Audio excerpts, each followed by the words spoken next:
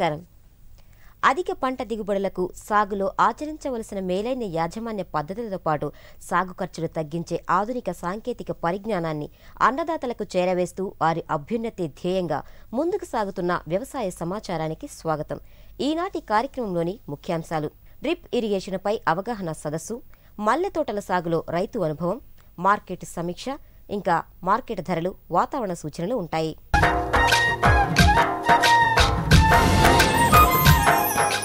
రాష్ట్రంలో సాగునీటి వనరులు రోజురోజుకు తగ్గిపోతున్నాయి.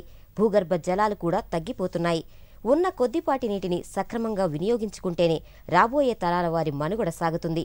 సాగునీటి సమర్థ వినియోగంలో డ్రిప్ ఇరిగేషన్ పాత్రపై రైతులకు అవగాహన కల్పించాలనే ముఖ్యోద్దేశంతో ఆంధ్రప్రదేశ్ సూక్ష్మనీటి పథకం వారు కరీంనగర్ జిల్లాలో రైతు అవగాహన సదస్సు నిర్వహించారు. ఆ వివరాలు మీకోసం. డ్రిప్ పద్ధతి ద్వారా మొక్కలకు సరైన సమయంలో నీరు వృధా కాకుండా సరైన మోతాదులో నీటిని అందించవచ్చు. చాలామంది రైతులు పండ్ల తోటలకే కాకుండా పంటలకు కూడా డ్రిప్ పద్ధతి ద్వారా నీటిని అందిస్తున్నారు. కరీంనగర్ జిల్లా ఎల్కతుర్తి మండలం గోపాల్పూర్ గ్రామంలో రైతులకు మార్చి 23వ తేదీన ఆంధ్రప్రదేశ్ మైక్రో ఇరిగేషన్ ప్రాజెక్టు ఆధ్వర్యంలో బిందు సేద్యంపై రైతు అవగాహన సదస్సు నిర్వహించబడింది. ఈ కార్యక్రమంలో అధికారులు డ్రిప్ పద్ధతిని వివిధ పంటలకు ఏ విధంగా ఉపయోగించాలి, పంట అనంతరం డ్రిప్ పరికరాలను ఏ విధంగా శుభ్రపరచాలి అనే విధానాలపై శిక్షణ ఇచ్చారు. కార్యక్రమంలో పాల్గొన్న ఆంధ్రప్రదేశ్ మైక్రో ఇరిగేషన్ ప్రాజెక్టు సహాయ సంచాలకులు ఎంవి మధుసూదన్ మాట్లాడుతూ, డ్రిప్ పద్ధతి ద్వారా ఎరువులను అందించడం వల్ల మంచి నాణ్యమైన దిగుబడిని పొందవచ్చని తెలిపారు. మనకి బిందు సేద్యంలో మనకి ఎక్స్పెక్ట్ చేసినటువంటి ఈల్డ్ కానీ అదేవిధంగా నాణ్యత కానీ రెండు కూడా వచ్చే అవకాశం ఎంతైనా ఉంటుంది. ఉన్నటువంటి పరిస్థితుల దృష్ట్యా దీన్ని ప్రతి రైతు కూడా బిందు సేద్యం కావాలి. దీని ద్వారా చాలా మంది రైతులు లబ్ధి పొందిన వాళ్ళు ఉన్నారు. ఎల్కతుర్తి వ్యవసాయ అధికారి లక్ష్మారెడ్డి వ్యవసాయంలో నీటి ప్రాముఖ్యతను, బిందు సేద్యం ఆవశ్యకతను రైతులకు వివరించారు. ఈ ఎల్కతుర్తికి వచ్చాక నాకు ఒక ఆనందం కలిగింది ఏంటంటే, గోపాల్పూర్ గ్రామం చూసి మాత్రం చాలా ఆనందం అయింది. ఎందుకంటే ఫీల్డ్ ఎక్కడ పోయినా, నువ్వు రోడ్డు మీద ఎక్కడ పోయినా, మీరు పోయినా ట్యాంకులు కనపడతా ఉంటాయి, డ్రిప్ ఇరిగేషన్ ట్యాంకులు. అంటే ఉన్న టెక్నాలజీని ఎంతో మంచిగా, అంటే ముందుగా అందరికంటే ముందుగా మండలంలో అందరికంటే ముందుగా సద్వినియోగం చేసుకుంటున్న రైతులు గోపాల్పూర్లో చాలా మంది ఉన్నారు. ఈ కార్యక్రమంలో ముఖ్య అతిథిగా పాల్గొన్న నెటాఫిమ్ కంపెనీ అధికారి ఏ సుబ్బారావు మాట్లాడుతూ, డ్రిప్ ద్వారా ఎరువులను అందించటం వల్ల ఎరువులు వృధా కాకుండా నాణ్యమైన దిగుబడిని పొందవచ్చని తెలిపారు.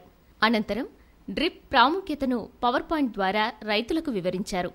డ్రిప్తో పాటు ఎరువులు పంపినప్పుడే మీకు 90 నుంచి 95% ఎరువులు పంటకు అందుతాయి.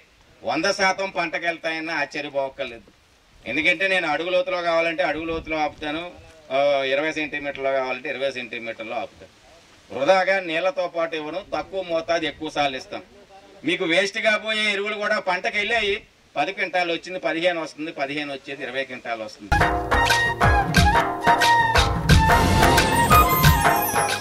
మల్లెల సువాసనలను ఇష్టపడని వారుండరు. మల్లె పువ్వులకు అన్ని కాలాలలో మార్కెట్లో మంచి గిరాకీ ఉంటుంది. దీనిని దృష్టిలో ఉంచుకుని తనకున్న పొలంలో మల్లెను శాస్త్రీయ పద్ధతిలో సాగు చేస్తూ అధిక పూల దిగుబడితో మిగిలిన రైతులకు ఆదర్శంగా నిలుస్తున్నాడు కర్నూలు జిల్లా బనగానపల్లి గ్రామానికి చెందిన రైతు అబ్దుల్ కలాం. మల్లె సాగులో ఆయన అనుభవాలు మీకోసం. మన రాష్ట్రంలో మల్లెను వాణిజ్యపరంగా సాగు చేస్తున్నారు. మల్లెను ఆశించే చీడపీడలు తక్కువగా ఉండటం వలన రైతులకు సాగు ఖర్చు తగ్గడమే కాకుండా మంచి నాణ్యమైన దిగుబడినిస్తుంది. ప్రత్యేక సమయాల్లో మల్లెకు అధిక గిరాకీ ఉండటం వలన మల్లె సాగు ఆర్థికంగా లాభదాయకంగా ఉంటుంది. కర్నూలు జిల్లా బనగానపల్లెకు చెందిన అబ్దుల్ కలాం అనే రైతు మల్లెను సాగు చేస్తూ మంచి లాభాలు గడిస్తున్నాడు. కొన్ని రకాల ఎరువులను పిచికారీ చేయడమే కాకుండా పూల నాణ్యత పెంచేందుకు ప్రత్యేక రసాయనాలను పిచికారీ చేస్తూ నాణ్యమైన దిగుబడిని పొందుతున్నాడు. సంవత్సరానికి 15 రోజుల వ్యవధితో 3 సార్లు పూలను తెంపుతూ దగ్గరలో ఉన్న మార్కెట్లో విక్రయిస్తున్నాడు. మల్లె సాగు ద్వారా మంచి దిగుబడిని సాధిస్తున్న విధానాన్ని రైతు అబ్దుల్ కలాం మాటల్లోనే తెలుసుకుందాం. సంవత్సరంలో 3 కాపులు వస్తుంది. కాపుకు మధ్యలో 15-20 రోజులు గ్యాప్ ఉంటుంది. ఇది వచ్చేసి పంటకు 80 కేజీల నుంచి 100 కేజీల వరకు వస్తుంది. తర్వాత ఒక నెలకు పంట వస్తుంది. మళ్ళీ 15 రోజులు గ్యాప్ తర్వాత మళ్ళీ ఒకసారి పంట వస్తుంది. మళ్ళీ 15 రోజులు గ్యాప్ తర్వాత మళ్ళీ ఒకసారి పంట వస్తుంది. ఇలా 3 సార్లు ఈ పంట మేము సద్వినియోగం చేసుకుంటాము.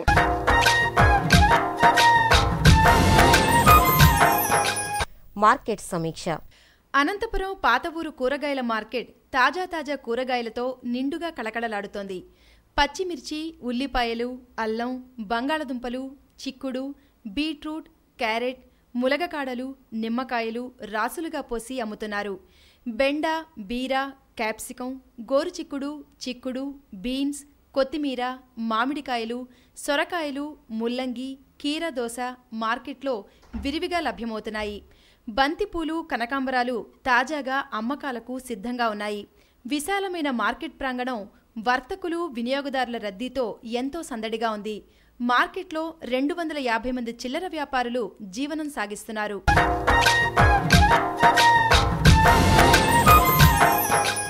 ఈరోజు మార్కెట్ ధరలు: ఒంగోలు బీపీటీ వరి క్వింటాలుకు కనిష్ట ధర 2550, గరిష్ట ధర 2650. మచిలీపట్నం 2716, 1470, 1530. బద్వేల్ మసూరి 1300, 1350. నెల్లూరు ఎంటీయు 1010, కనిష్ట ధర 1250, గరిష్ట ధర 1300. విజయనగరం మొక్కజొన్న క్వింటాలుకు కనిష్ట ధర 1175, గరిష్ట ధర 1275. అనంతపురం వేరుశెనగ 3800, 3900. గుంతకల్ శనగ గులాబీ రకం 4000, 4200. నందికొట్కూరు పొద్దుతిరుగుడు కనిష్ట ధర 3250, గరిష్ట ధర 3500. క్రాస్ బ్రీడ్ పట్టుగూళ్ల ధరలు: మదనపల్లి కనిష్ట ధర 245, గరిష్ట ధర 328. రామ్నగర్ 210, 332. హిందూపూర్ 150, 325. పలమనేరు కనిష్ట ధర 75, గరిష్ట ధర 308.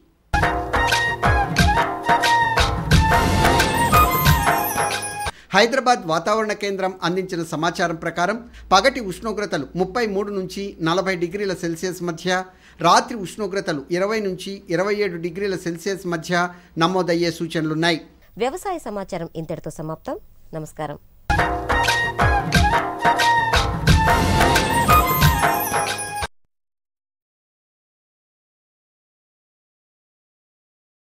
రైతు నేస్తం, ఈ రైతు నేస్తం, రైతు నేస్తం, ఈ రైతు నేస్తం, రైతు నేస్తం, రైతు నేస్తం, రైతు నేస్తం రా, ఓ రైతు నేస్తం, రైతు నేస్తం, రైతు నేస్తం రా.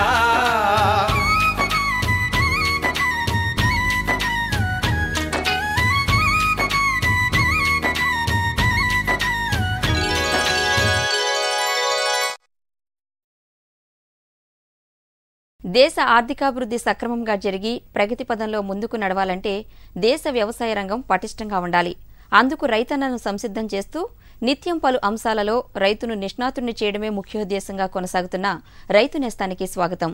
ఈ రోజు కార్యక్రమంలోని ముఖ్యాంశాలు: పసుపు నిల్వ, మార్కెటింగ్లో మెళకువలు, పచ్చిరొట్ట పైర్ల సాగు, పాడి పశువుల్లో పాల జ్వరం చికిత్స నివారణ మొదలైన అంశాలుంటాయి. పసుపు మన రాష్ట్రంలో ప్రధానంగా పండిస్తున్న వాణిజ్య పంట. పసుపు కోతలను సరైన సమయంలో పూర్తి చేసుకున్న తరువాత తగిన మార్కెట్ ధర లభ్యమయ్యే వరకు సరైన పద్ధతులు అవలంబించి నిల్వ చేసుకోవడం ఎంతైనా అవసరం. పసుపు నిల్వ, మార్కెటింగ్లో ఎలాంటి మెళకువలు పాటించాలో ఇప్పుడు తెలుసుకుందాం. పసుపును వాణిజ్య పంటగా మన రాష్ట్రంలో అనేక ప్రాంతాల్లో సాగు చేస్తున్నారు. 6 నుంచి 9 నెలల కాలంలో కోతకు వచ్చే పసుపు పంట ప్రస్తుతం అనేక ప్రాంతాల్లో త్రవ్వకానికి సిద్ధంగా ఉంది. పసుపు మొక్కలు బాగా ఎండి నేలకు వాలిన తర్వాత కోతకు సిద్ధమైనట్లు గుర్తించి త్రవ్వకాలు చేపట్టాలి. త్రవ్విన దుంపలను, కొమ్ములను వేరుపరిచి మట్టి లేకుండా శుభ్రపరుచుకోవాలి. ఇలా చేసుకున్న 2 నుంచి 7 రోజుల వ్యవధి లోపల పసుపును ఉడకబెట్టాలి. పసుపు నిల్వ మరియు మార్కెటింగ్ సమయంలో పాటించాల్సిన వివిధ మెలకువల గురించి కమరపల్లి పసుపు పరిశోధనా స్థానం శాస్త్రవేత్త డాక్టర్ ఉమామహేశ్వరి గారి మాటల్లో తెలుసుకుందాం. ఉడకబెట్టే దాంట్లో మనకు ఆధునిక పద్ధతులు ఉన్నాయి, సాంప్రదాయిక పద్ధతులు ఉన్నాయి.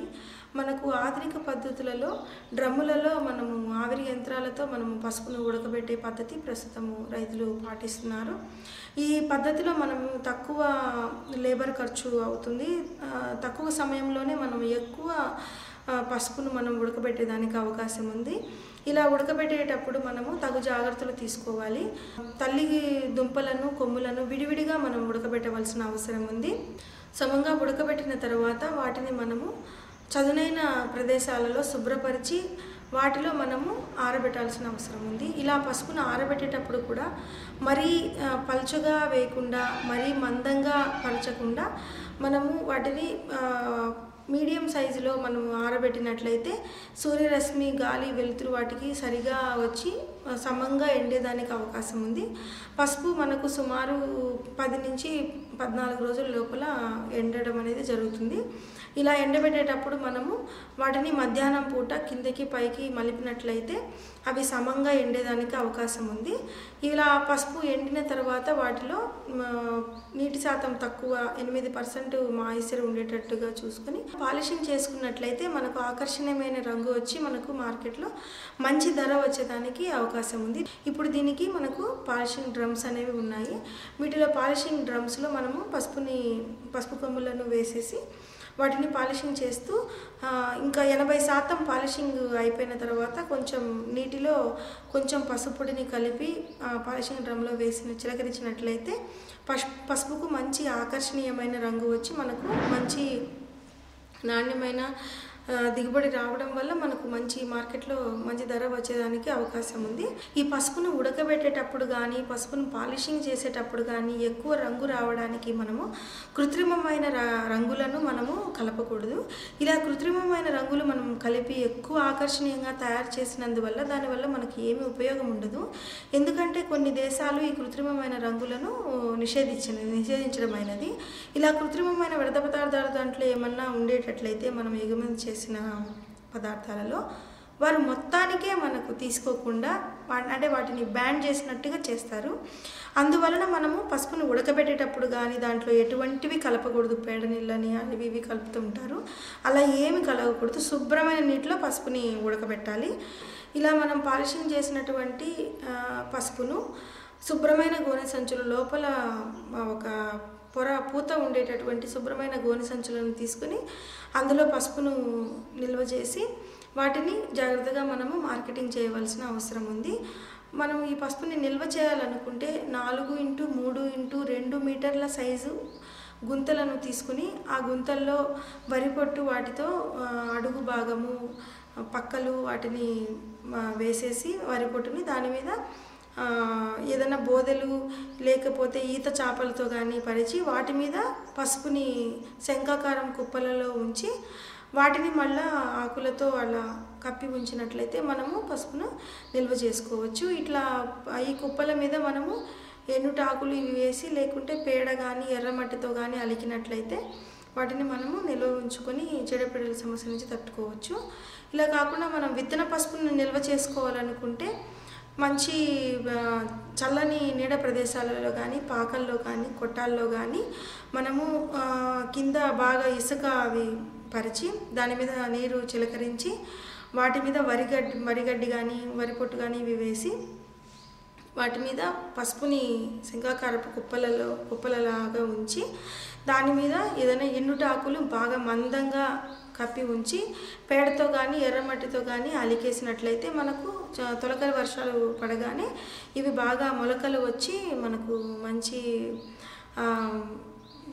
మొలకెత్తే సమయంలో ఎటువంటి ఇబ్బందులు లేకుండా ఈ విత్తన పసుపు అనేది మనకు ఉంటుంది. ఈ పసుపు మీద ఆకులు కప్పేటప్పుడు వీలైనంత వరకు పసుపు ఆకులు కప్పకుండా ఉండడం అనేది మంచిది. ఎందుకంటే ఆకులలో ఆకుమచ్చ తెగులు కానీ ఇంతకుముందు చీడపీడల సమస్యలు ఏమన్నా ఉంటే అది మళ్ళీ విత్తనం ద్వారా వ్యాప్తి చెందేదానికి అవకాశం ఉంది.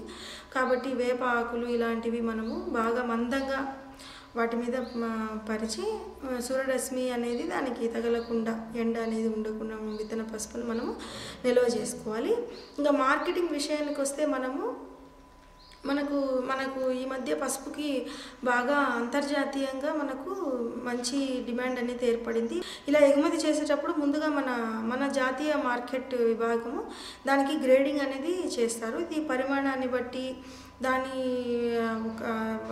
దాంట్లో ఉండే నాణ్యత ప్రమాణాలను బట్టి దాంట్లో దుంపలు ఎంత దెబ్బతినున్నాయి, దాంట్లో వ్యర్థాలు ఎలా ఉన్నాయి, మట్టి వీటి ఎంత ఉన్నాయనే పర్సంటేజ్ మీద గ్రేడింగ్ అనేది చేసి అగ్మార్క్ లేబుల్ దానికి ఉంచుతారు.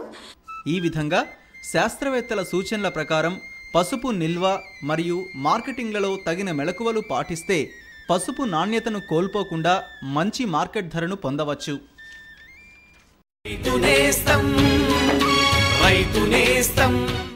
ఇదిగో ఇంకా చెప్పు. అంతే. అరే అదేమిటయ్యా, ఇంత కొంచెం రసాయనిక ఎరువా? పొలం పనులు మానేసావేంటి? పొలం పనులు కాదు, అమాయకత్వాన్ని వదిలేశాను. మట్టి పరీక్షలు జరిపించాను. ఏం లేదు, ఇప్పుడు ఎంత అవసరమో అంతే ఎరువుని పొలంలో జల్లుతాం. రైతన్నలు ఈ రోజే మీ సమీపంలోని జిల్లా భూపరీక్ష ప్రయోగశాలలో మట్టి పరీక్షలు జరిపించండి. మట్టిలోని పోషక తత్వాలు, తేమ, మొక్కల అభివృద్ధిని దృష్టిలో పెట్టుకుని కావలసిన పోషక తత్వాల్ని జల్లండి. అన్నట్టు మట్టిలోని సల్ఫర్, జింక్, బోరోన్ వంటి సూక్ష్మ పోషక తత్వాల గురించి తెలుసుకోవడం మర్చిపోకండి. ఎరువు ఇంకా జైవిక ఎరువుల్ని సరిగ్గా వాడి నేలలోని ఉత్పాదక శక్తిని పెంపొందించండి. దిగుబడిని పెంచి ఖర్చుని తగ్గించండి. అమూల్యమైన విదేశీ ద్రవ్యాన్ని పొదుపు చేయడంలో సహకరించండి. అంతేకాదు, కొద్ది కొద్దిగా నత్రజనిని అందించే ఎరువులు అంటే వేపతో కూడిన యూరియాకి ప్రాధాన్యతనివ్వండి. ఆకుల మీద యూరియాని జల్లండి. అరే వా, నిజంగానే తెలివైన వాడు అయ్యావే. అధిక సమాచారానికి సంప్రదించండి జిల్లా వ్యవసాయ అధికారి లేదా కిసాన్ కాల్ సెంటర్. వేసవి కాలంలో భూమిని ఖాళీగా వదలకుండా నేల సారాన్ని పెంచి తరువాత వేయబోయే ఖరీఫ్ పంటలకు మంచి సేంద్రియ ఎరువుగా ఉపయోగపడే జనుము, జీలుగా, పిల్లి పెసర వంటి పచ్చిరొట్ట పైర్లను రైతులు తప్పక సాగు చేయాలి. ఆ వివరాలు ఇప్పుడు మీకోసం.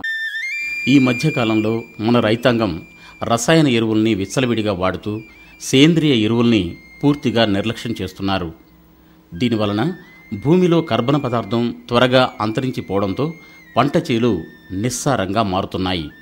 ఈ తరుణంలో రైతులు పచ్చిరొట్ట ఎరువుల్ని సాగు చేసి భూసారాన్ని పరిరక్షించుకోవాల్సిన అవసరం ఎంతైనా ఉంది. ఈ పచ్చిరొట్ట పైర్ల సాగు వలన కలిగే ప్రయోజనాలు మొదలైన అంశాల గురించి హైదరాబాద్ వ్యవసాయ కమిషనర్ కార్యాలయంలో సేంద్రియ వ్యవసాయ విభాగంలో వ్యవసాయ సహాయ సంచాలకులుగా పనిచేస్తున్న మధులేటి గారి మాటల్లో తెలుసుకుందాం. పచ్చిరొట్ట ఎరువులలో ఒకటి జీలుగా విత్తనాలు, రెండవది జనుము, మూడవది పిల్లి పెసర.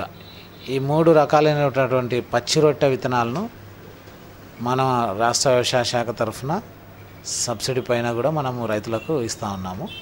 ఈ పచ్చిరొట్ట ఎరువుల ద్వారా సేంద్రియ పదార్థాన్ని పొలానికి అందించినట్లయితే మన పొలాన్ని ఆరోగ్యవంతంగా పెట్టుకోవడమే కాకుండా ప్రత్యక్షంగా మంచి దిగుబడులు రావడము, పరోక్షంగా మన వాతావరణాన్ని, అలాగే మనుషుల ఆరోగ్యాన్ని, పశువుల ఆరోగ్యాన్ని కూడా కాపాడిన వాళ్ళం అవుతాం. సో ఈ పచ్చిరొట్ట ఎరువులు జీలుగా అయితే గాన మనం ఎకరాకు దాదాపు 12 నుంచి 15 కిలోల వరకు వేసుకోవచ్చు. అలాగే జనుము అయితే గాన 16 కిలోల వరకు వేసుకోవచ్చు. పిల్లి పెసర అయితే గాన ఎకరాకు 8 కిలోలు వాడుకోవాలి. ఇది విత్తనం అవుతుంది ఇది. సో వీటిని మెయిన్ పంట అంటే ప్రధానమైన పంట వేసుకునే ముందుగా మనము ఈ పచ్చిరొట్ట ఎరువులను మన పొలాల్లో వేసుకోవాల్సి ఉంటుంది. పచ్చిరొట్ట ఎరువు విత్తనాలను పొలంలో ఎకరాకు మనం వేసుకున్నప్పుడు పూత దశలో వచ్చినప్పుడు మనము పొలంలోనే దున్నుకోవాలి. కలియ దున్నాలి. ఆ కలియ దున్నినప్పుడు బాగా ఒక 2 వారాల పాటు నీటిని పెట్టి మురుగనిచ్చి, ఆ మురుగనిచ్చిన తర్వాత తద్వారా ఆ వాటరు 2 వారాల తర్వాత మళ్ళీ తీసేసేయాలి. ఆ తీసేయలేని ఎడల 2 వారాలు ఏవైతే మనం మురుగనిచ్చామో అందులో సేంద్రియ ఆమ్లాలు హానికరమైనటువంటి ఉత్పన్నమయ్యే అవకాశం ఉంది. సో అందువల్ల మనము ఆ 2 వారాల తర్వాత మురుగనిచ్చిన వాటర్ని తీసేసి తర్వాత మనము మళ్ళీ మంచిగా ఈ పంట వేసే ముందు వాటర్ ఫ్రెష్గా పెట్టుకొని మళ్ళీ నాటుకోవచ్చు. పచ్చిరొట్ట ఎరువులలో నత్రజని శాతము దాదాపు మన ఈ జీలుగలో అయితే గాన నత్రజని 0.6% ఉండి 0.7% వరకు ఉంటుంది. అలాగే భాస్వరం అయితే గాన 0.1% నుంచి 0.15% వరకు ఉంటుంది. మన పొటాష్ అయితే గాన 0.42 నుంచి 0.48 వరకు కూడా ఉంటుంది. అలాగే ఈ జనుములో అయితే గాన నత్రజని శాతము 0.75% వరకు ఉంటుంది. అలాగే భాస్వరం అయితే గాన 0.15% ఉంటుంది. అలాగే పొటాష్ అయితే గాన 0.5% వరకు ఉంటుంది. అలాగే పిల్లి పెసరలో కూడా ఈ మనం ఈ జనుములో చెప్పుకున్నటువంటి శాతాలే నత్రజని, భాస్వరం, పొటాష్ శాతం ఉంటుంది. సో ఇది ఏమంటే పచ్చిరొట్ట ఎరువులు మనం ఎప్పుడైతే కలయదున్ని ఉంచామో అందులో వేరు బుడిపల ద్వారా వాటి సూక్ష్మజీవుల ద్వారా కొన్ని రసాయనిక చర్యలు జరగడం వల్ల వాటి నుండి నత్రజని స్థాపన చర్య అనేది మన భూమికి అందిస్తూ ఉంటుంది. అలాగే మనము ఈ కలయ దున్నిన తర్వాత ముందు నాటుకునేటప్పుడు ఒక 50 కేజీలు సింగిల్ సూపర్ ఫాస్ఫేటు, కలయ దున్నినప్పుడు ఒక 50 కేజీలు గాన మనము పొలానికి అందించి పచ్చిరొట్టె ఎరువు ద్వారా కూడా మనం భాస్వర శాతాన్ని కూడా మనము తొందరగా మురిగి బాగా చివికి అవి పొలానికి అందించడానికి ఆస్కారం ఉంటుంది. ఈ విధంగా రాష్ట్ర రైతాంగం వ్యవసాయ అధికారుల సూచనల మేర పచ్చిరొట్ట పైర్లను సాగు చేసి భూ ఉత్పాదకత శక్తి పెంచుకొని సుస్థిరమైన దిగుబడులు పొందవచ్చు.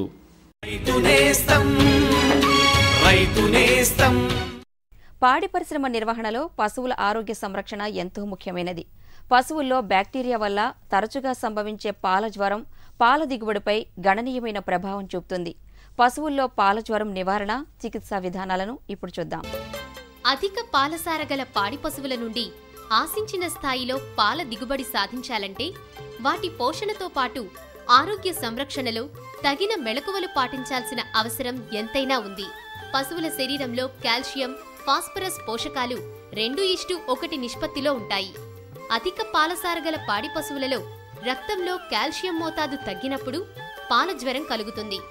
పశువు ఈనిన వారం రోజుల్లో పాల జ్వరం వచ్చే అవకాశం ఎక్కువగా ఉంటుంది. పాడి పశువుకు అందించే ఆహారంలో కాల్షియం తగిన మోతాదులో లేకపోవడం, పాల రూపేణా కాల్షియంను కోల్పోవడం వల్ల పశువు శరీరంలో కాల్షియం శాతం అతి త్వరగా తగ్గిపోతుంది. దీనివలన పాడి పశువులు పాల జ్వరానికి గురవుతాయి. పశువుల్లో పాల జ్వర లక్షణాలు, చికిత్స, నివారణలను గురించి రాజేంద్రనగర్ పశువైద్య కళాశాల ప్రొఫెసర్ మాటల్లో తెలుసుకుందాం. ఈ పాల జ్వరం అనేది ఈనిన 48 నుంచి 72 గంటల వ్యవధిలో అధిక పాల దిగుబడి ఉన్న పాడి పశువులకు, ముఖ్యంగా 5 నుంచి 10 సంవత్సరాల వయసు గల పాడి పశువుల్లో ఎక్కువగా కనిపిస్తుంది. అంతేకాకుండా ఎక్కువగా 3 నుంచి 4 ఈతల మధ్యకాలంలో ఈ పాల జ్వరం అనేది ఎక్కువగా సంభవిస్తుంది. ఈ వ్యాధి యొక్క కారణాలను చూస్తే రక్తంలోని కాల్షియం నిల్వలు తగ్గిపోవడం వలన ఈ పాల జ్వరం సంభవిస్తుంది. అంతేకాకుండా ఈ పారాథైరాయిడ్ గ్రంథి అనేది సరిగా పనిచేయకపోవడం వలన రక్తంలోని కాల్షియం నిల్వలు బాగా తగ్గుతాయి. వ్యాధి లక్షణాలు. ఈ వ్యాధి లక్షణాలను 3 దశలుగా విభజించవచ్చు. మొదటి దశలో పశువు మేత సరిగా మేయదు, నెమరు సరిగా పెట్టదు, పశువు తరచుగా తల ఊపడం, నాలుకను బయటకు చాపడం, పళ్ళు కొరుకుతూ చికాకుగా మరియు బిగుతుగా ఉంటాయి. శరీర ఉష్ణోగ్రత సాధారణంగా ఉంటుంది లేదా 1 డిగ్రీ పెరిగి ఉంటుంది. పాల దిగుబడి తగ్గుతుంది. రెండవ దశలో పాడి పశువు నందిపోటులో ఉంటుంది.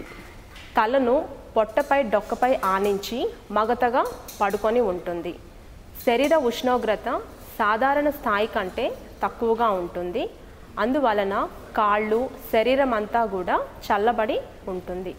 శ్వాస నాడి వేగం తగ్గి ఉంటుంది మరియు అరపొట్టల కదలికలు కూడా తగ్గి ఉంటాయి. ముట్టెపై తడి లేకుండా ఉంటుంది. ఈ 2 దశలో కనుక పశువును గుర్తించి సరైన చికిత్స అందించకపోతే 3వ దశకు చేరుకునే అవకాశం ఉంటుంది. ఈ 3వ దశలో పాడి పశువు పడిపోయి ఉంటుంది మరియు శ్వాస నాడి వేగం పడిపోతుంది. ఈ యొక్క పాడి పశువు యొక్క పొట్ట ఉబ్బరం ఎక్కువ అవుతుంది. ఈ లక్షణాలు కనిపించిన 24 నుంచి 48 గంటల్లో పశువు మరణిస్తుంది. వ్యాధిని కనుగొనే విధానం. పై చెప్పిన లక్షణాలను బట్టి మరియు ల్యాబొరేటరీలో రక్తంలోని కాల్షియం నిల్వలను కనుక్కోవడం వలన మరియు మూత్రంలోని కాల్షియంను కనుక్కోవడం వలన ఈ వ్యాధిని నిర్ధారించవచ్చు. చికిత్స. ఈ పాల జ్వరం కనుక సోకిన పశువుకి 25% కాల్షియం బోరోగ్లూకోనేటు లేదా కాల్షియం బోరోగ్లూకోనేట్తో కూడిన మెగ్నీషియం అనే ధాతువు గల ఇంజెక్షన్లు రక్తంలోకి నెమ్మదిగా డాక్టర్ల యొక్క పర్యవేక్షణలో ఇప్పించాల్సి ఉంటుంది. ఈ ఇంజెక్షన్లతో పాటు ఈ కాల్షియం ఇంజెక్షన్లు చర్మం కింద లేదా నోటి ద్వారా కూడా ఇప్పించాలి.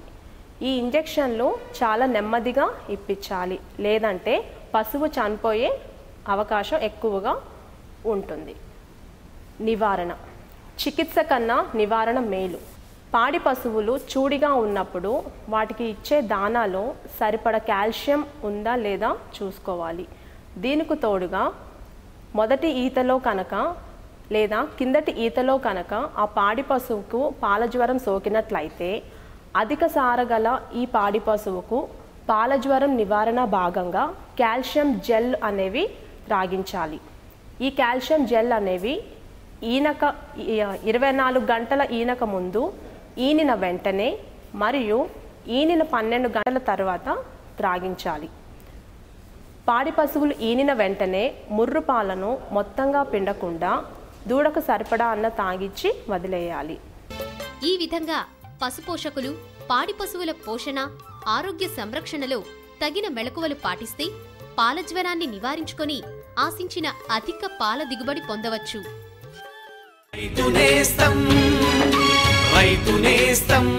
రైతు నేస్తం కార్యక్రమంపై మీ సలహాలు సూచనలు తెలియచేయవలసిన మా చిరునామా రైతు నేస్తం, కేర్ ఆఫ్ డైరెక్టర్, దూరదర్శన్ కేంద్రం, రామాంతపూర్, హైదరాబాద్ 500013.